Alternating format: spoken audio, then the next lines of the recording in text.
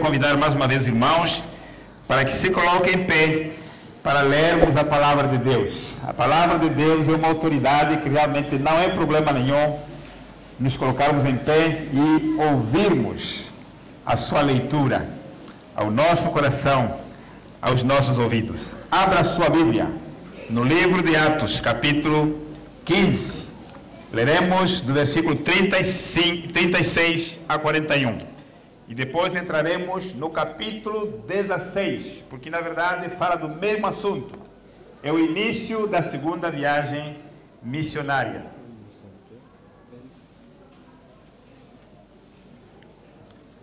Atos capítulo 15, versículos 36 a 41.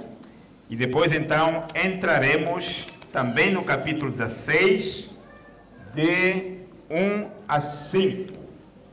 De 1 a 5.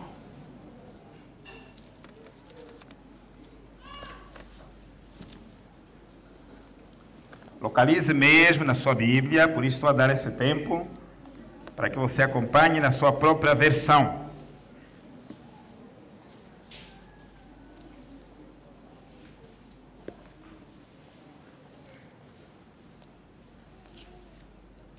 Atos capítulo 15, 36 a 41, 16, de 1 a 15. Então, agora sim podemos voltar o nosso olhar para a tela, onde nós acompanharemos essa única versão que temos ali, para acompanharmos então a mensagem deste texto. Diz assim a palavra de Deus: E alguns dias depois, disse Paulo a Barnabé: tornemos a visitar nossos irmãos por todas as cidades em que já anunciamos a palavra do Senhor, para ver como estão. E Barnabé aconselhava que tomassem consigo a João, chamado João Marcos. Mas a Paulo parecia razoável que não tomassem consigo aquele que desde a Panfilha se tinha apartado deles e não os acompanhou naquela obra. E tal contenda houve entre eles, que se apartaram um do outro. Barnabé, levando consigo a Marcos, navegou para Chipre. E Paulo, tendo escolhido a Silas, partiu encomendado pelos irmãos à graça de Deus. E passou pela Síria e Cilícia, confirmando as igrejas, e chegando a Derbe e Listra, e eis que estava ali um certo discípulo por nome Timóteo, filho de uma judia que era crente, mas de pai grego, do qual davam bom testemunho os irmãos que estavam em Listra e em Icônio. Paulo quis que este fosse com ele, e tomando-o, o circuncidou, por causa dos judeus que estavam naqueles lugares, porque todos sabiam que seu pai era grego. E quando iam passando pelas cidades, lhes entregavam para serem observados os decretos que haviam sido estabelecidos pelos apóstolos e anciãos em Jerusalém, de sorte que as igrejas eram confirmadas na fé, e cada dia cresciam em número. Oremos ao Senhor. Deus Santo, Deus bendito eternamente, exaltamos e glorificamos Teu nome, porque Tu és o autor da palavra. Agora te suplicamos que o Teu Espírito Santo tenha a liberdade de agir em nosso meio, ajudando-nos a observar a Tua palavra, a ouvir a Tua palavra, tirando de nós toda a distração, que leve cativos nossos pensamentos, para que, ó Deus, neste momento, todo o nosso ser se concentre apenas em ouvir a Tua voz. Abra nosso coração e que esta palavra possa ser alimento espiritual para cada alma aqui presente. O Senhor sabe a necessidade de cada um, conhece a necessidade de cada um. Por isso, ó Deus, que use esta palavra para que ela possa trazer alimento para cada um de nós, de maneiras que saiamos aqui saciados e que o teu nome, Senhor Deus, seja engrandecido. Em nome de Cristo Jesus. Amém. Podeis tomar os seus assentos.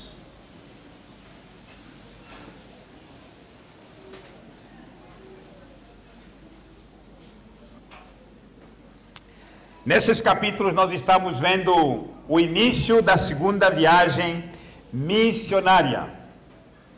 A primeira viagem já aconteceu, já meditamos nela, e depois desta primeira viagem surgiram também alguns conflitos relacionados à fé, à salvação. Então foi preciso reunir a igreja, a liderança em Jerusalém, porque a tendência de alguns mal intencionados, legalistas, religiosos fanáticos, queriam impor aos não-judeus a sua cultura, sobretudo a questão da circuncisão, e que deviam ser circuncidados, que só a fé em Cristo não bastaria, mas que era preciso também a circuncisão. Resolvida a questão no capítulo 15, então a igreja se reuniu e escolheu homens sérios, que arriscaram a sua vida pelo Evangelho, homens de bom testemunho, para que fossem enviados às igrejas, para poderem transmitir as decisões da Assembleia de Jerusalém.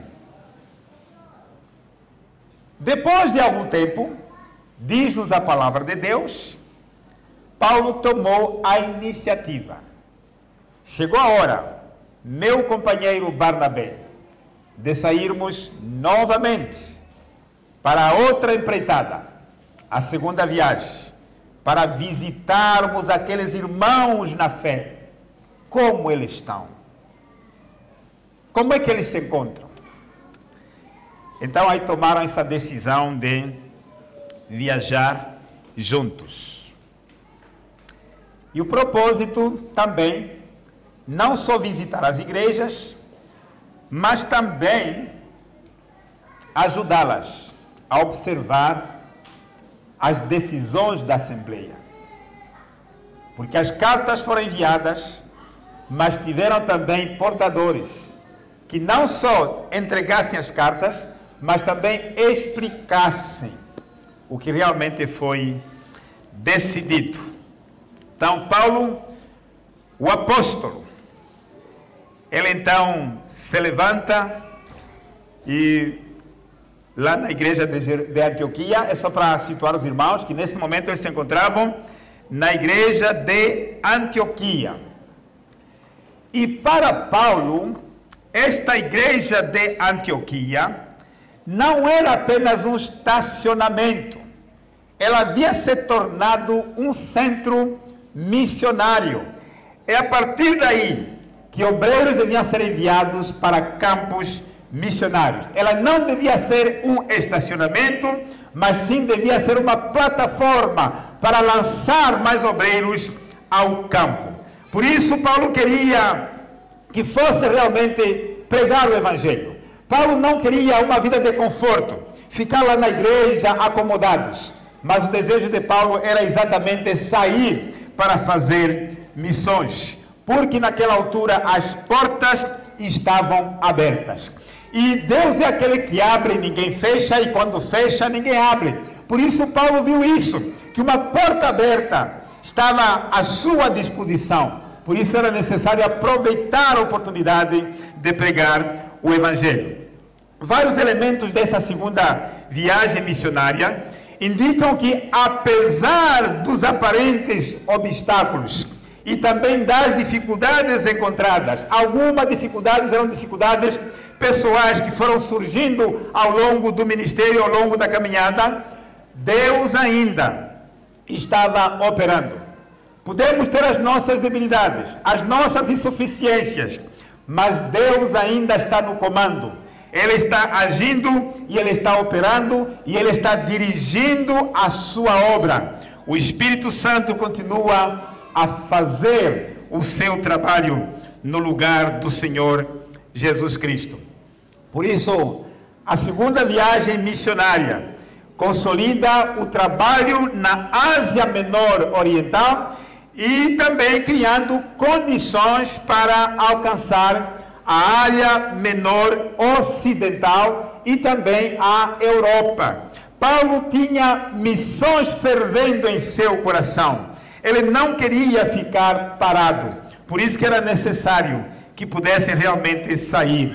Decorridos alguns dias, Paulo disse a Barnabé: vamos visitar os irmãos em todas as cidades onde anunciamos a palavra de Deus, para ver como estão. Este era o propósito da viagem.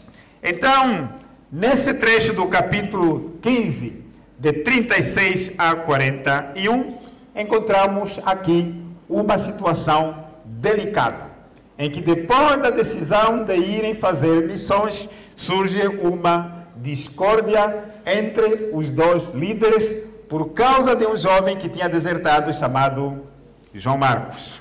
Paulo e Barnabé decidem fazer a segunda viagem missionária, porém a desavença os separa e criam duas equipes para alcançar alvos diferentes. Então, o que nós encontramos aqui é uma discordância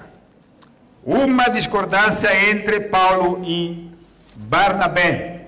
Leva à formação de duas equipes missionárias que dividem seu itinerário anterior de acordo com a origem de cada um dos líderes. O que aconteceu? Nessa disputa, então, se dividem, mas cada um vai para a sua área de origem. Barnabé era natural de Chipre. Sendo natural de Chipre, ele pega o navio, então navega para Chipre, levando consigo João Marcos. E Paulo também, por seu turno, pega Silas, um dos líderes encomendados pela igreja, e então viaja com ele para um outro destino, passando por Síria e Cilícia. Então, assim estão criadas as duas equipes missionárias. Paulo e Barnabé concordaram sobre a importância da viagem. Estavam de comum acordo. Vamos viajar? Vamos. Segunda viagem missionária, ok. Vamos sair. Mas eles não estavam de acordo com os componentes da equipe. Quais seriam os elementos que faziam parte da equipe? Aí não tinham comum acordo. Vemos aqui dois homens dedicados, homens cheios do Espírito Santo, servos de Deus, que acabaram de ajudar a igreja a se unir.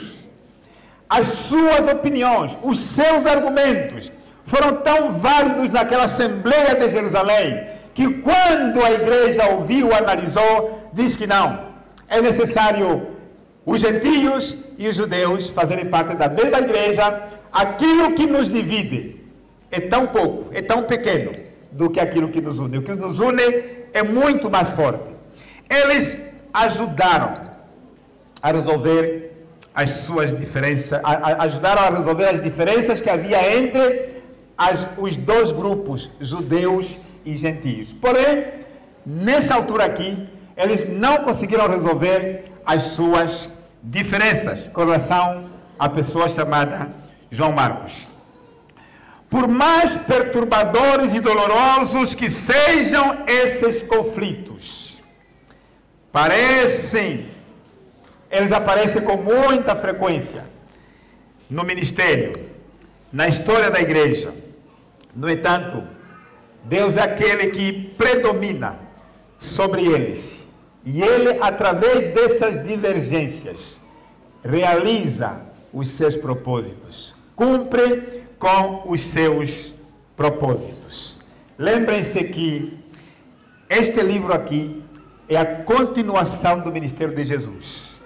Aquilo que Jesus começou a fazer, e ele continua a fazer através da sua igreja, a expansão do reino de Deus. É o cumprimento da grande comissão. Também o cumprimento do propósito de Deus no Antigo Testamento, de que os gentios também alcançariam a salvação. Juntamente com os judeus, seriam um só povo por meio de Cristo Jesus. Não é de estranhar vermos aqui Barnabé defendendo João Marcos, pois eles eram primos, eles eram parentes chegados. Se o irmão observar lá em Colossenses capítulo 4:10, vai encontrar exatamente isso, que era primo dele. Mas além disso também, Barnabé era o tipo de pessoa que procurava ajudar os outros da melhor maneira possível. Ele procurava ajudar os outros em todas as maneiras. Por isso, a Bíblia o chamou de filho de consolações, ou filho de exortação. Lá no capítulo 4, onde nós já passamos, versículo 36. Homem bom, homem generoso, homem corajoso. Um grande mentor do apóstolo Paulo. Lembre-se que ele era alguém que tinha os olhos de Deus. Ele podia ver que esta pessoa que hoje pode estar sendo desprezada, Deus a vê com outros olhos. Amanhã pode ser muito útil. Pode talvez não ser útil hoje, pode criar problema no dia de hoje, mas ele vê o futuro dessa pessoa. Então, na altura é ele que foi buscar Saulo, recém-convertido, que era de certa maneira marginalizado, desacreditado, todo mundo desconfiava dele.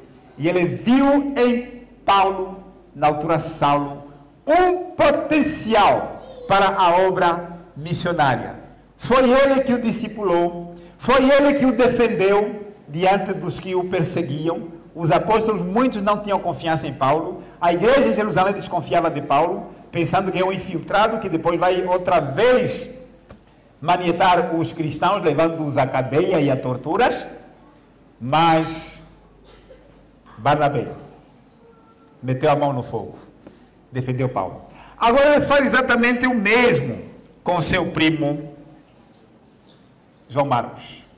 Mesmo que ele nos abandonou, falhou na primeira viagem, existe a possibilidade de não falhar na segunda viagem. Paulo mostrou-se irredutível por ele ter desertado na primeira viagem. A primeira viagem aconteceu no capítulo 13.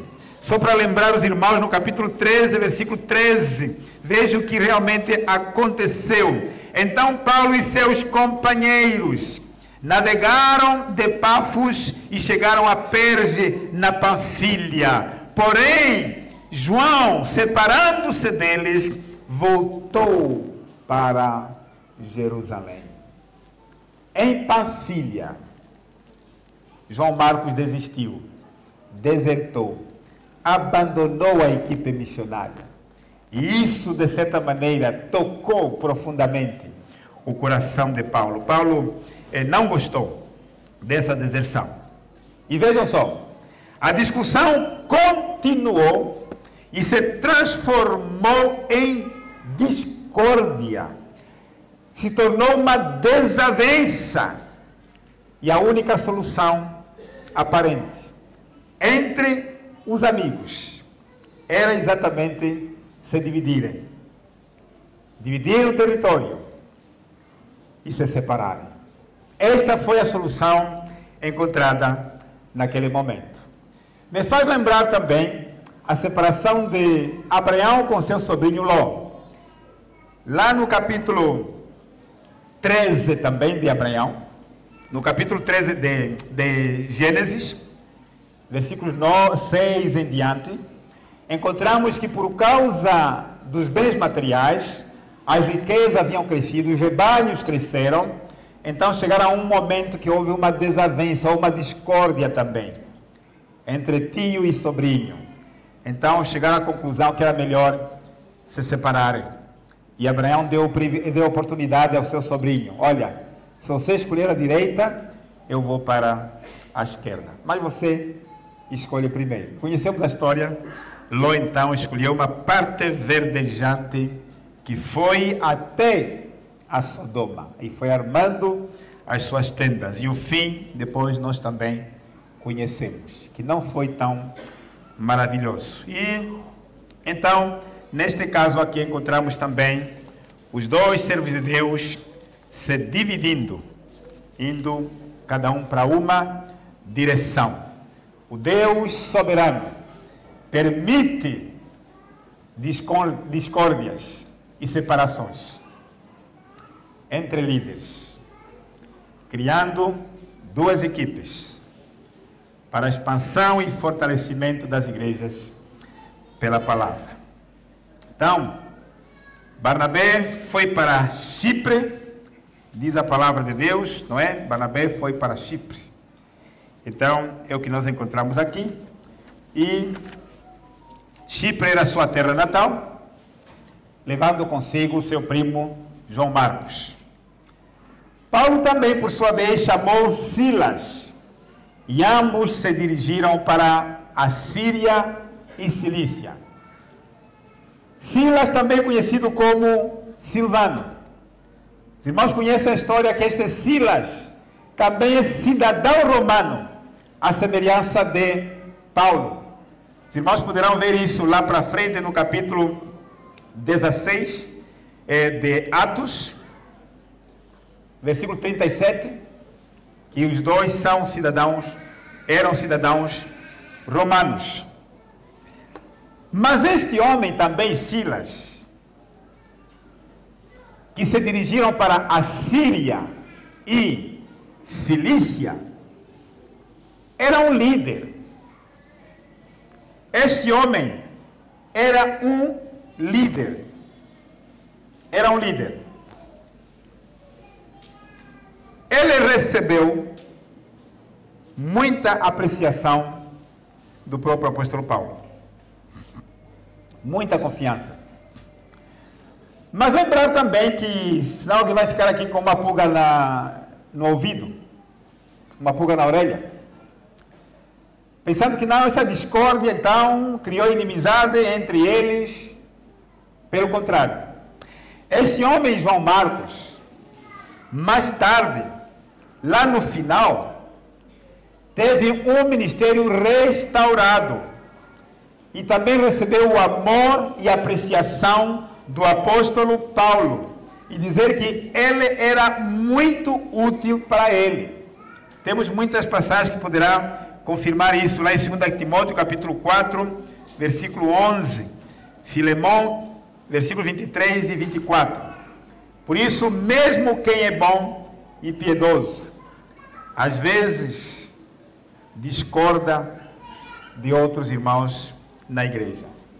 Não é pelo fato de ser bom e piedoso que não discorda. A um dado momento você também pode discordar com alguns irmãos na igreja. Então, todos os que se arrependeram, com certeza, podem ter a segunda chance e ver suas vidas restauradas, ver seus ministérios restaurados. Mas quem persiste no erro jamais alcançará a misericórdia, conforme Provérbios 28:13.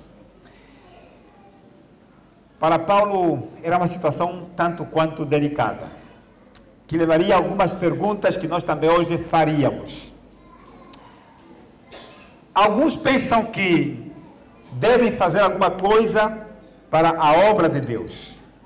Outros pensam que a obra de Deus deve fazer alguma coisa para eles. O que as pessoas podem fazer pela obra de Deus? Paulo tinha essa convicção, que nós como homens, como servos de Deus, tínhamos que nos dedicar para sermos instrumentos na obra de Deus, para fazermos algo pela obra de Deus.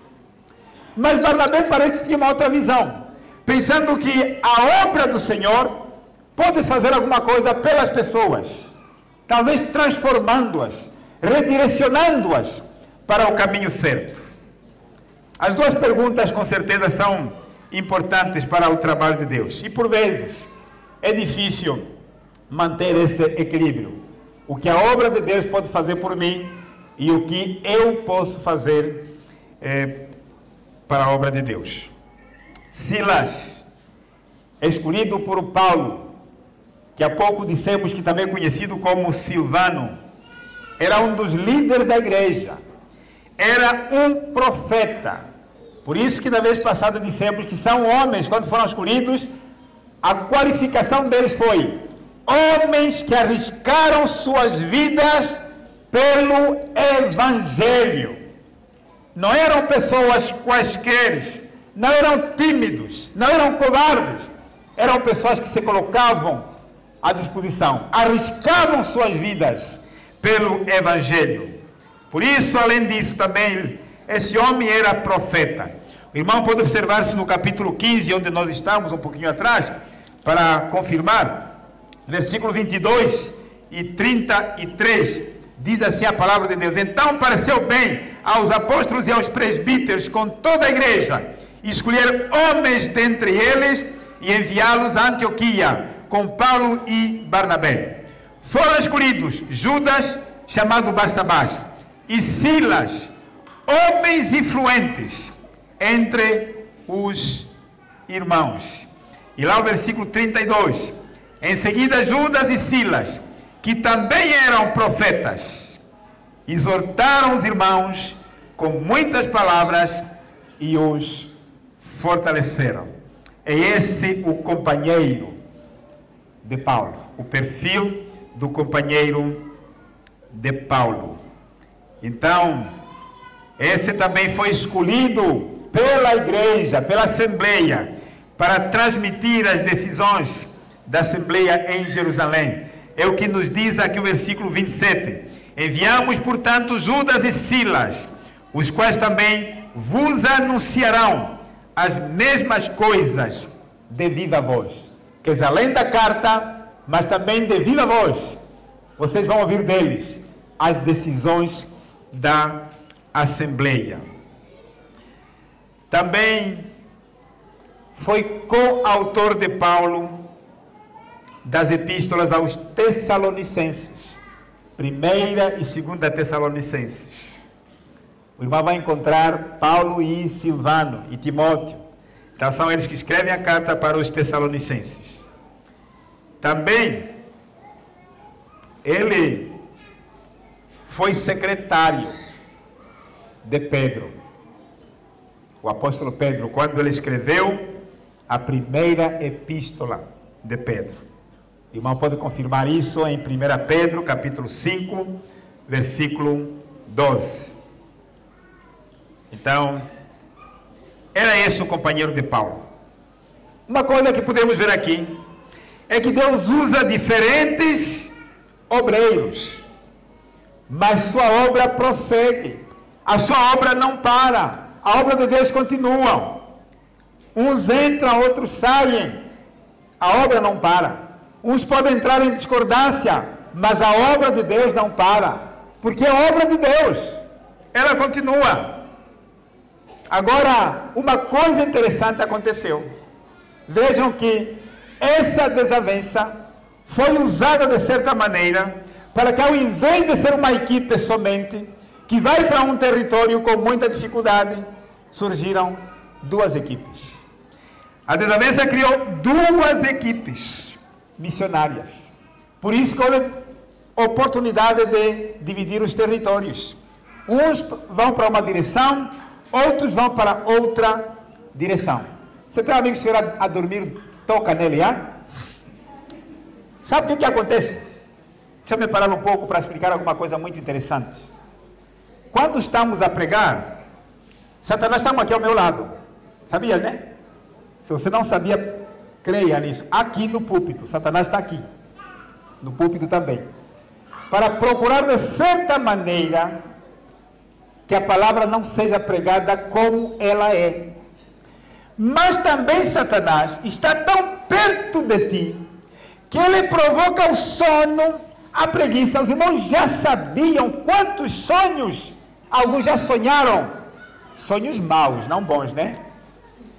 durante a pregação, porque um sonho, ainda que seja bom, que te desvia de ouvir a palavra, é um sonho maligno. Então, por isso que tenha muito cuidado. Nós no passado tivemos algumas pessoas, até eu me lembro de uma esposa de um pastor, que depois conversamos com ela se ela tinha alguma doença ou não. Porque, irmãos, assim que ela chegasse aqui, sentou, começa a pregação, sono profundo. O sono REM. Aquele sono que você, mesmo que às vezes te tiram da cama, te põe no chão, você não sentes. É aquele sono que muitas vezes os gatunos aproveitam. E alguns dizem, não, mas foi feitiço, não é possível. Existe um sono REM, que você como se já não estás mais aqui. Não estás mais aqui. Então, tenha muito cuidado, se o teu vizinho estiver a dormir, porque Satanás, o trabalho dele é desviar a nossa atenção, é tirar a palavra. É como aquelas aves que a semente estava exposta, e as aves vieram e comeram a semente. E ele está exatamente aqui para fazer esse trabalho. Porque pensa que o diabo está fora. Não está fora. Ele está bem dentro, aqui, bem sentadinho aqui ao teu lado. Então, por isso, preste muita atenção, tenha muito cuidado para você não dormir enquanto você está ouvindo a palavra de Deus. Essa é uma dica muito, muito importante. Então, se Deus dependesse de pessoas perfeitas para fazer a sua obra, com certeza não seria feita jamais. Deus não conseguiria fazer a sua obra, Deus não conseguiria fazer coisa alguma, se Ele dependesse de pessoas perfeitas. São pessoas imperfeitas, que têm seus desentendimentos, que têm suas diferenças, que têm suas imperfeições. São essas que Deus usa. Porque quando elas estão na mão de Deus, se tornam instrumentos poderosos. Se tornam instrumentos poderosos. Nossas limitações e nossas imperfeições são bons motivos para dependermos da graça de Deus, pois nossa suficiência vem somente dele. A nossa suficiência, como disse Paulo em 2 Coríntios 3:5, vem de Deus. Nós somos apenas vasos, e o tesouro está em vasos de barro. Por isso, irmãos, nós dependemos somente de Deus. Essa desavença foi usada para que duas equipes se formassem, todas elas levando as boas novas do Evangelho. É o que diz a palavra de Deus. Vamos onde já anunciamos o Evangelho, para visitar os irmãos como estão. O inimigo lança uma, pensando que com isso iriam dizer, bom, já que não há entendimento mesmo, é melhor pararmos. Ninguém vai mais. Ficamos assim. Mas não é isso não. Pelo contrário. Se afastaram. Mas surgiram duas equipes. E Barnabé navegou para Chipre, sua terra natal. E então Paulo e Silas foram para Síria e Cilícia. Também praticamente na região de Saulo, que era de Tarso. E então, depois disso, o que é que nós podemos ver aqui? É que eles foram encomendados à graça do Senhor. A igreja lhes dá sua bênção. Passaram pela Síria e Cilícia, fortalecendo as igrejas. A presença deles foi uma bênção para aquelas igrejas. Do versículo 1 a 5 do capítulo 16, em sua missão, Paulo acrescenta Timóteo para a sua equipe e recomenda às igrejas a observarem as decisões do concílio enquanto as igrejas cresciam na fé e em número. Em sua missão, Paulo acrescenta Timóteo para a sua equipe e recomenda às igrejas a observarem as decisões do concílio, enquanto as igrejas cresciam na fé e em número. Houve crescimento da igreja, porque a obra de Deus não para. E este livro de Atos nos fala exatamente sobre a expansão do reino. Ser-me-eis testemunhas, tanto em Jerusalém como em toda a Judeia e Samaria, e até aos confins da terra, porque vocês receberam o poder do Espírito Santo. Então, a missão ao leste da Ásia Menor tem como propósito fortalecer as igrejas e confirmar sua liberdade de culto, liberdade de fé, fazendo valer as decisões da Assembleia de Jerusalém. Era necessário que as decisões fossem observadas, para que eles não se tornassem escravos dos irmãos judeus, mas que fossem livres em Cristo. Se, pois, o Filho vos libertar, verdadeiramente sereis livres. Então, Paulo e Silas passaram por Derbe. Vejam, começaram na Síria e Cilícia, fortalecendo as igrejas, 2 localidades. Depois avançam para Derbe.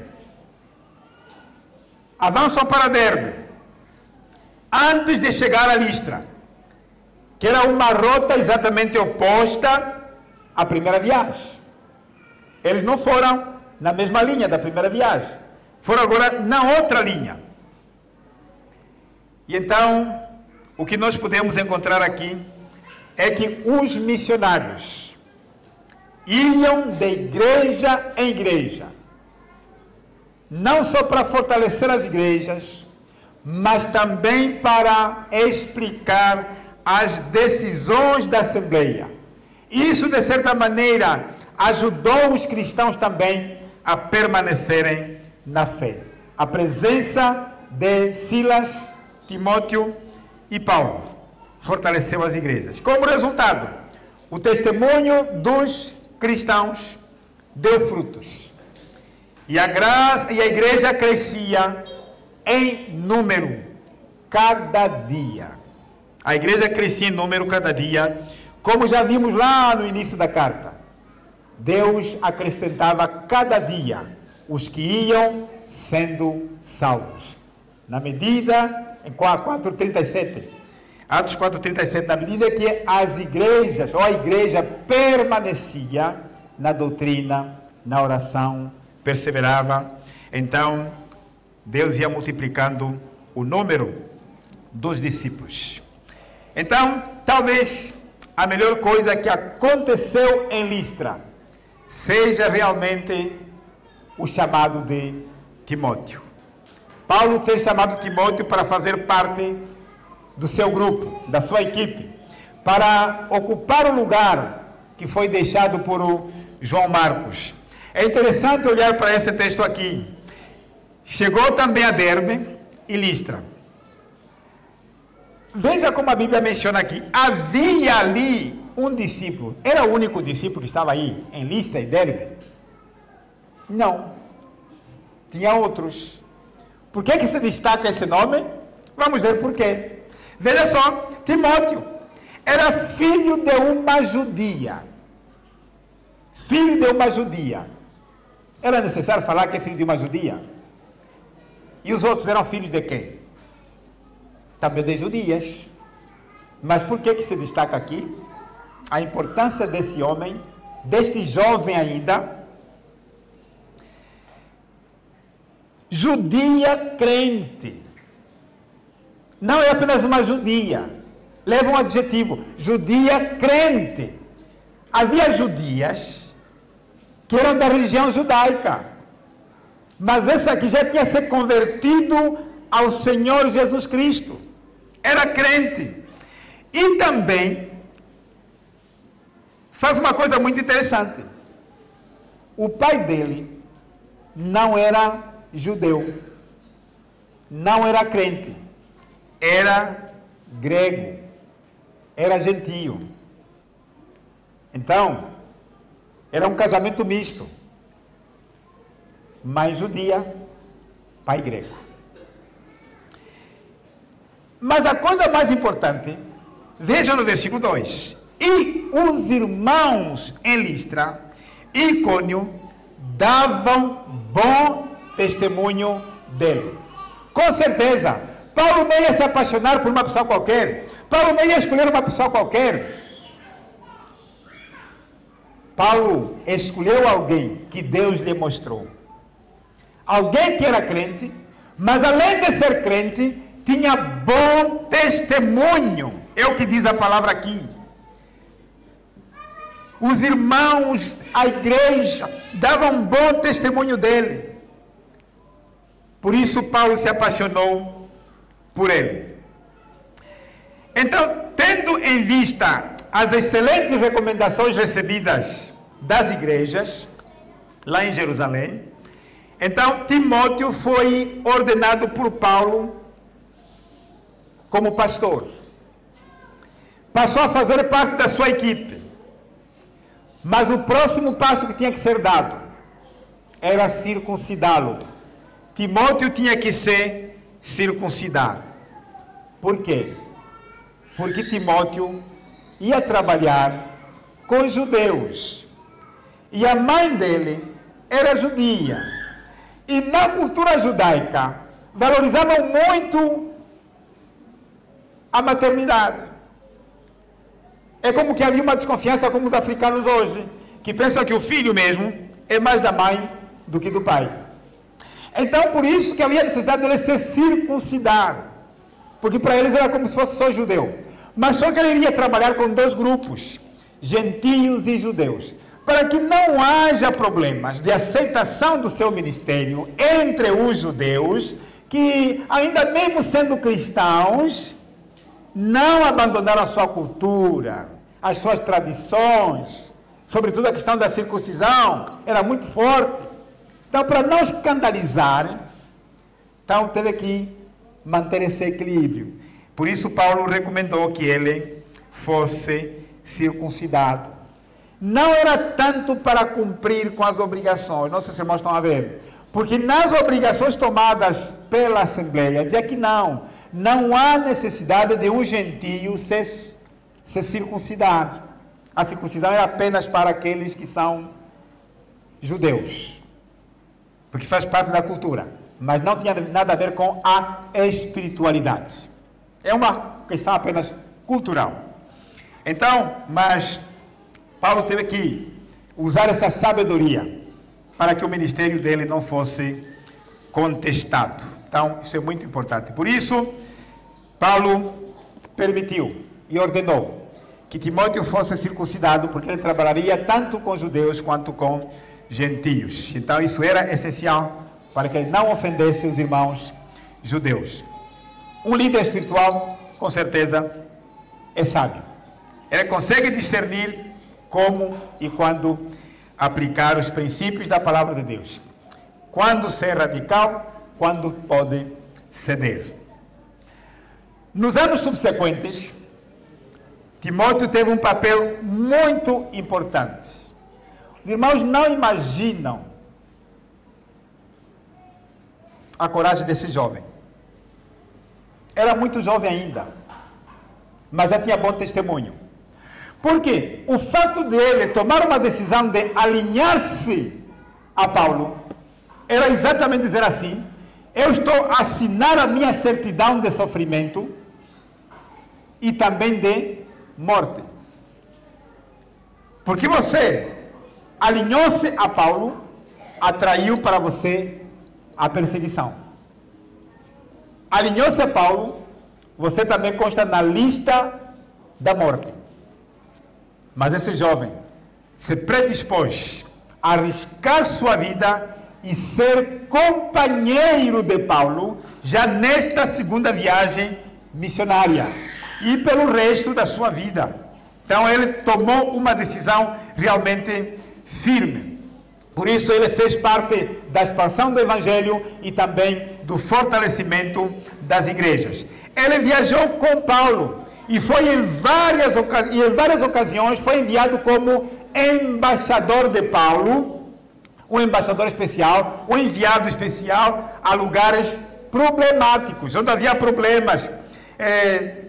Por isso mesmo nós encontramos que ele foi também pastor da igreja de Éfeso. Ele foi enviado para Corinto, que Corinto era uma igreja com muitos problemas, muitos mesmo. morais, havia muita imoralidade, muitos conflitos entre irmãos, divisões, enfim. Era exatamente ali, onde ele também foi enviado. E ele se tornou o pastor da igreja de Éfeso. 1 Timóteo 1,3 confirma isso. E também, provavelmente, ele foi ficar com o apóstolo Paulo antes do seu martírio. Antes de Paulo ser morto, antes de lhe cortarem a cabeça, ele ficou com ele. As cartas de 1 e 2 Timóteo falam exatamente disso. Paulo encorajando Timóteo para que não se envergonhasse do Evangelho e que não se envergonhasse da sua mocidade, fosse firme. Por isso Paulo mostra que eu combati um bom combate e agora é a tua vez. Você vai passar pelo mesmo caminho, porque os que optaram por abraçar o Evangelho, os que querem viver piamente em Cristo, sofrerão perseguições. Ele escreve isso para Timóteo. E muitas outras recomendações. Só para dizer que Paulo era companheiro de Timóteo e ele o considerou como seu filho na fé. Seu filho na fé. Possivelmente, numa das cruzadas, teria se convertido através da sua pregação, mas também ele teve muita influência da sua mãe e de sua avó, porque a fé verdadeira começa em casa. Então, no versículo 5, nós encontramos o relatório do apóstolo Paulo, o relatório dessa equipe missionária. Dessa forma, as igrejas eram firmadas na fé e a cada dia cresciam em número. Depois desse trabalho todo, faz essa afirmação. Dessa forma, que estavam a trabalhar, que estavam a ministrar, a igreja era fortalecida. As igrejas eram firmadas na fé. E cada dia cresciam em número. Veja também a mesma expressão no 41, 15 e 41. Fortalecendo as igrejas. Esse propósito estava sendo cumprido. A missão aos gentios produz igrejas fortes e crescentes. Igrejas fortes que crescem, que se multiplicam em número. Deus honra a sua palavra. Não se pode colher onde não se semeou. Eles passaram naquelas regiões na primeira viagem. Na segunda viagem, grande colheita. As igrejas estavam sendo fortalecidas. A verdadeira fé produz crescimento espiritual. A verdadeira fé produz crescimento numérico também. Quer dizer, a verdadeira fé dá crescimento quantitativo e qualitativo. Deus soberano permite discordâncias e separações entre líderes, criando mais equipes para fortalecimento das igrejas pela palavra. Na medida que a igreja estava recebendo a palavra, era fortalecida e se multiplicava. Deus é soberano. Permite discordâncias no seio de líderes, criando mais equipes e fortalecendo as igrejas pela palavra. Elas vão se multiplicando em número. A fé em Cristo fortalece as igrejas. A fé em Cristo aumenta o número das igrejas. O número também de cristãos. É a fé em Cristo. A fé salvadora. É a fé que nos faz andar. É a fé em Cristo que realmente faz com que haja igreja. Sem fé não há igreja. Sem fé em Cristo não há igreja. Até pode ter fé em qualquer outra coisa. Mas a verdadeira igreja, a sua fé, está firmada em Cristo Jesus. É Cristo Jesus. A pregação no livro de Atos tinha como tema Cristo que foi morto que ressuscitou ao terceiro dia e foi assunto ao céu e que um dia vai voltar como juiz. O verdadeiro evangelho mostra que Cristo é aquele que sofreu pelos pecados, pelos meus pecados, pelos teus pecados. E que esse mesmo Cristo morreu na cruz, mas ele ressuscitou ao terceiro dia. Mas não apenas ressuscitou, ele foi assunto ao céu. E ele enviou o Espírito Santo para continuar com a obra. Mas ele prometeu que vai voltar outra vez para buscar a sua igreja. Por isso, queridos irmãos, a nossa fé deve estar firmada somente em Cristo Jesus. E a nossa fé, ela faz crescer a igreja. A nossa fé nos leva também a sermos testemunhas de Jesus. A nossa fé nos leva a fazer missões. A semelhança do apóstolo Paulo, Silas, Timóteo, Barnabé, João Marcos, Pedro e tantos outros que estão envolvidos nesta grande campanha missionária no livro de Atos, para a expansão do reino de Deus. Temos algumas lições muito importantes nesse texto. Na vida cristã, nem sempre estaremos em acordo. Estaremos de acordo em algumas questões. Poderemos divergir em algumas ocasiões.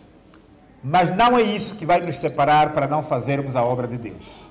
Pelo contrário, as mesmas divergências motivar-nos-ão a fazer a obra de Deus, porque o trabalho é dele e o trabalho de Deus não para. O trabalho de Deus não para. O que nos une em Cristo é muito mais forte do que as nossas diferenças, do que as nossas divergências, do que os nossos pensamentos. Por isso eles sabiam que uma coisa maior os unia. Não só a fé em Cristo Jesus, mas o chamado que eles tinham para fazer a obra de Deus, para fazer missões. Por isso, o inimigo usa várias situações para nos pôr sentados, para nos distrair. Apesar de uma grande discussão entre eles, e que se separaram, não sentaram, não ficaram parados. Entenderam que isso é a obra de Satanás. Porém, se um vai para a direita, o outro pode ir à esquerda. Todos nós estaremos fazendo a obra de Deus.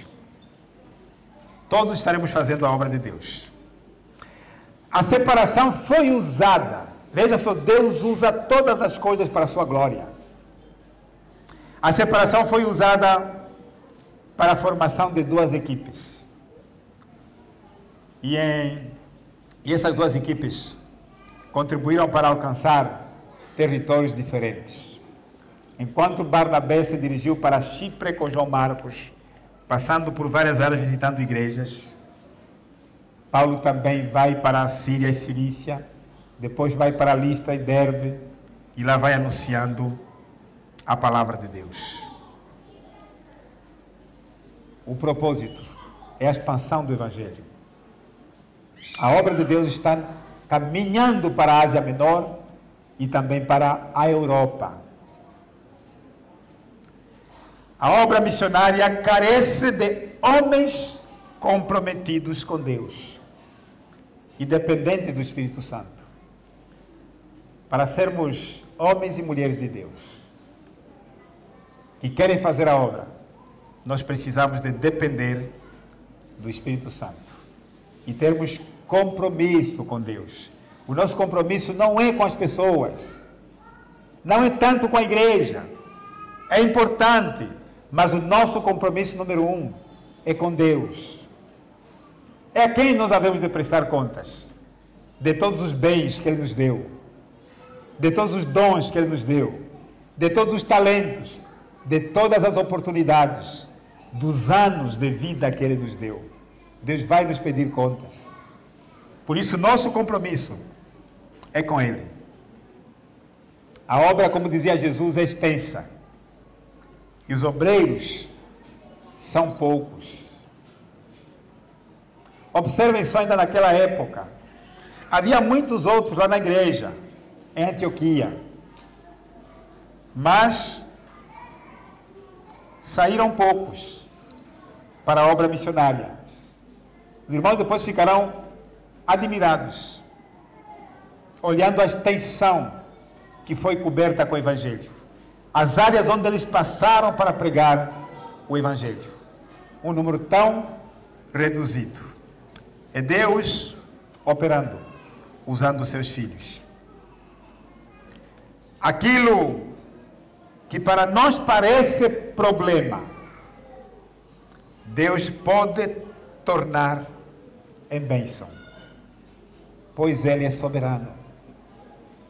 Aquilo que parece problema, parece obstáculo para o trabalho, para o avanço, Deus pode tornar isso em bênção. O problema, parecia que havia um problema sério, que era a separação, a discordância que havia entre eles, que foi resolvido com a separação. A própria separação também parecia ser um problema aos olhos humanos, mas Deus transformou isso em bênção, onde dois grupos saíram para alcançar. Se não se dividissem, ficaria apenas um grupo, indo exatamente para o mesmo lugar. Deus deseja dar-nos sempre uma segunda chance. Deus quer dar uma segunda chance aos que realmente se arrependem, para que sejam úteis na obra de Deus. Barnabé tinha esse olhar, não apenas olhar o presente, mas olhar o futuro. Esse João Marcos que desistiu na primeira viagem, Barnabé ainda queria dar-lhe uma segunda chance, para ver se ele aguentaria na segunda viagem. Então, nós também, não importa o quanto tenhamos pecado, os nossos pecados podem ser vermelhos como carmesim. Não importa o quão distante estejamos de Deus, não importa o quão problemáticos nós somos, mas Deus ainda quer nos dar uma chance, uma segunda chance. Aquele que se arrepende, aquele que confessa os seus pecados e deixa, não é permanecer neles, e deixa, alcançará a misericórdia. Eu creio que João Marcos refletiu e mudou o seu posicionamento. Por isso que se tornou uma bênção.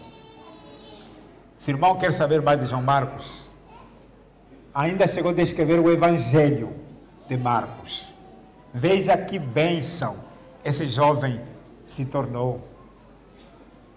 Mas há quem diz que esse jovem também é aquele que um dia, quando Jesus foi preso, ele estava bem perto.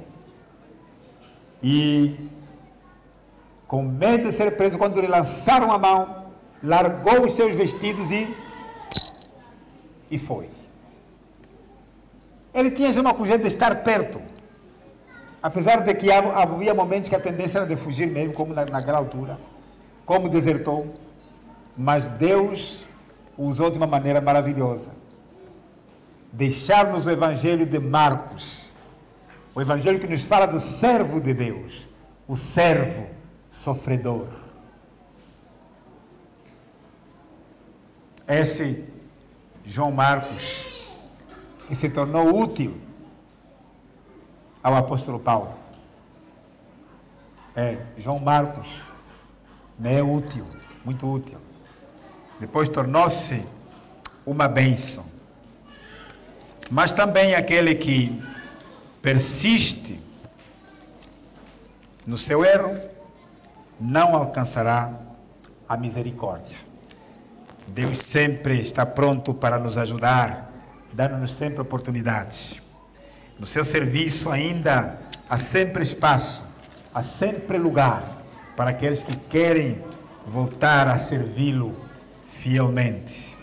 Os campos estão brancos para a ceifa, também precisam de homens e mulheres para semear, porque Deus honra a sua palavra. Aqueles que semeiam, com certeza, vão colher. Nós podemos ver aqui Paulo colhendo onde eles semearam. Que Deus nos abençoe nesta manhã. Amém.